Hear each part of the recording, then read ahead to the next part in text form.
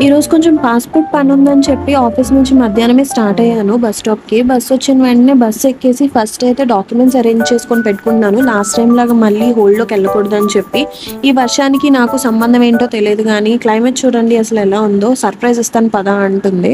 So, ఇంకా finally వచ్చేసాననమాట నేను passport ఆఫీస్‌కి. వెయిట్ చేస్తూ ఏ, బీ, సి అనే కౌంటర్స్ 3 తిప్పించేసాక నా పనైతే అయిపోయింది. లాస్ట్ టైమ్ హోల్డ్‌లో పెట్టారు కదా! మేబీ ఈసారి ఫోటో తీస్తారేమో అని చెప్పి హెయిర్ లీవ్ చేసుకొని దెయ్యంలా రెడీ అయ్యాను. లేదు తీయలేదు.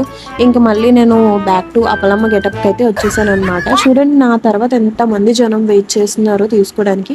సర్లే నా పని అయిపోయింది కదా! అని చెప్పేసి ఇంక ఎగ్జిట్ డోర్ తోసుకుంటూ మరి బయటకొచ్చాను. సో, ఇందాక సర్ప్రైజ్ ఇస్తా అన్నది కదా!